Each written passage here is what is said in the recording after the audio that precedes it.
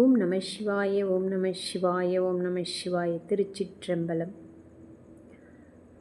இந்த உலகில் வாழும் அனைத்து உயிரினங்களுக்கும் எனது இறைவன் அருள் பெற்ற ஆத்ம வணக்கம். எதற்காக இந்த பதிவு என்றால், எனக்கு தெரிந்த ஒரு அண்ணா ஒருவர், அவருடைய வாழ்க்கை நிலையே மாறிவிட்டது. இப்பொழுது அந்த அண்ணா இல்லவும் இல்லை. நான் எதற்காக சொல்லுகிறேன் என்றால், ஒரு 22 வருடங்களுக்கு முன்பால் நடந்த கதை இது. உண்மை என்னவென்றால், அப்பொழுதெல்லாம் எங்கள் ஊரில் தெரு நாய்க்கள் அதிகமாக உள்ளது என்று கவர்மெண்ட் கார்ப்பரேஷனிடம் அந்த ஊரில் உள்ள மனிதர்கள் சென்று சொல்லியுள்ளார்கள். அப்பொழுது ஒரு முறை வண்டி வந்தது, நாய் பிடிக்கும் வண்டி. அந்த வண்டி வரும் பொழுது எங்கள் தெருவில் இருக்கும் அனைத்து நாய்களும் ஓடி ஒளிந்து கொண்டன. அதில் ஒரு நாய் குட்டி போட்டு ஒரு 10-15 நாட்கள் தான் இருக்கும். கிட்டத்தட்ட அந்த நாய் எனக்கு சரியாக நினைவுக்கு வரவில்லை, எத்தனை குட்டி என்று நினைவுக்கு வரவில்லை. அந்த குட்டி ஈன்ற நாய் யாரோ ஒருவர் வீட்டில் போய் ஏதோ கொஞ்சம் சாப்பாடு வைத்தால் சாப்பிட்டு விட்டு தனது பிள்ளைகளுடன் அது சந்தோஷமாக வாழ்ந்து கொண்டிருந்தது. ஒரு நாள் அந்த நாய் வண்டி சொல்லிவிட்டு போனார்கள், நாங்கள் இன்னும் 2-3 நாள் கழித்து வருகின்றோம் என்று சொல்லிவிட்டு போய்விட்டார்கள். அந்த 2-3 நாள் கேப்பில் என்ன நடந்தது என்றால், அந்த குட்டி ஈன்ற நாய் ஓர் அண்ணா வீட்டில் என்ன செய்ததென்றே எனக்கு தெரியாது, சரியாக நினைவுக்கும் வரவில்லை. அந்த அண்ணா என்ன செய்தார் என்றால், அந்த குட்டி ஈன்ற நாயை ஓர் கத்தி, மரம் வெட்டும் கத்தி, அதன் பெயர் சாணார் கத்தி என்று சொல்லுவார்கள். அந்த சாணார் கத்தியில் ஒரே அடி எடுத்து அடித்தார். அடித்ததும் அதனுடைய வரி எலும்புகள் அனைத்தும் நொறுங்கி பிளந்து குடல் எல்லாம் வெளியில வந்து விட்டது. ஏதோ நாய் கத்துகிற சத்தம் கேட்குதே என்று நான் வீட்டிலிருந்து வெளியில் பார்த்த பொழுது, அந்த நாய் சுழண்டு விழுந்து அதன் இரத்தத்துடன் அதன் குடலை எல்லாம் இழுத்து கொண்டு மெதுவாக தன் பிள்ளைகளிடம் போய் சேர்ந்தது. என்ன சொல்வதென்றே தெரியவில்லை, மனம் வலிக்கிறது.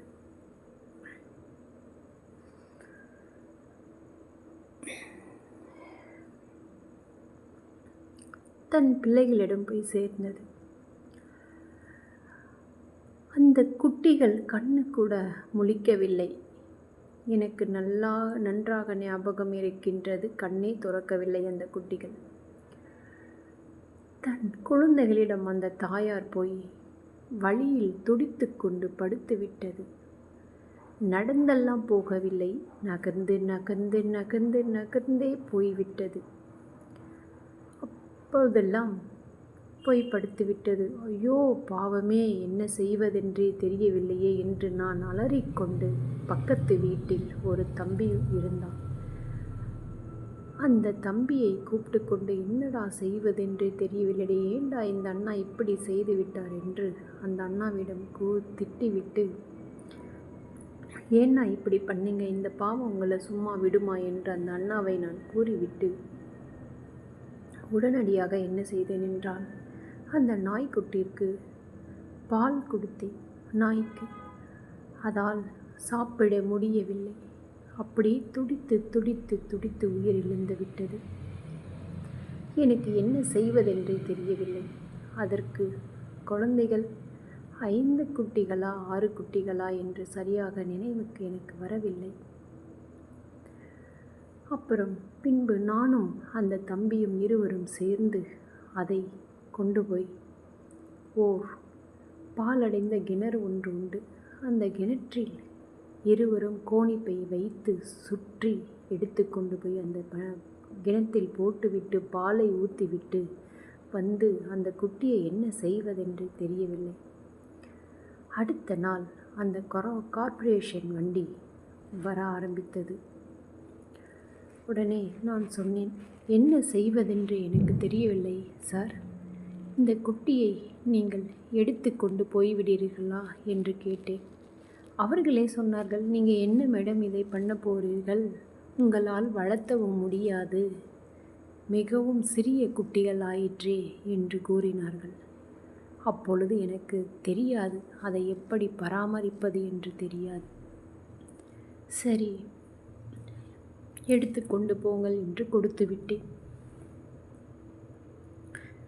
அவ்வளவுதான். அவர்களின் நிலை என்னவென்று தெரியாது எனக்கு. அவ்வளவுதான். அப்புறம் அந்த நாய் இறந்து ஒரு 8 மாதங்கள் கழித்து அந்த அண்ணாவின் மனைவி இறந்து விட்டாள்.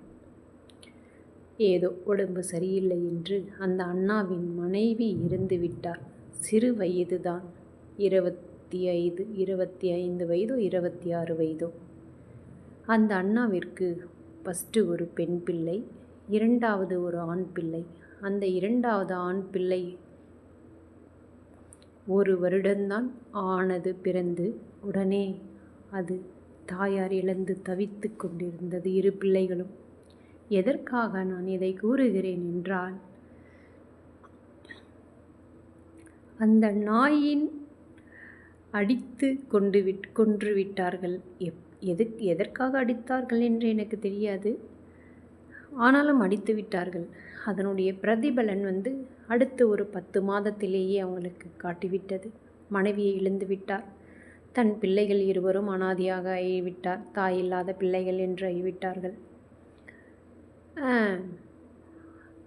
கொஞ்ச நாள் கழித்து அந்த அண்ணாவின் நிலை, அவருக்கு சாப்பாட்டிற்கே வழி இல்லாமல் கஷ்டப்படும்படி, எதுவுமே இல்லாமல், சாப்பாடே இல்லாமல் பட்டினியாய் இருந்து குடித்து அந்த அண்ணா கடைசியில் இறந்தே போய்விட்டார். நான் எதற்காக இதை கூறுகிறேன் என்றால், உங்களால் மிருகங்களை பார்க்க முடியவில்லை என்றாலும் பரவாயில்லை, மிருகங்களை துன்புறுத்தாதீர். ஏனென்றால் அதனுடைய பலன் மிகவும் அதிகமாக நமக்கு சேரும் என்பதால் தான் நான் இதை கூறுகிறேன். தயவு கூர்ந்து சொல்லுகிறேன், யாருக்காவது உங்களுக்கு மிருகங்கள் பிடிக்கவில்லை என்றாலும் நீங்கள் சாப்பாடு கூட கொடுக்க வேண்டாம். அதை துன்புறுத்தாமல் இருந்தாலே போதுமானது. எங்கேயோ யாரோ ஒருவர் இறைவன் மூலமாக அவர்களுக்கு படி சேர்ந்துவிடும். ஓம் நம சிவாய, ஓம் நம சிவாய. நன்றி. திருச்சிற்றம்பலம்.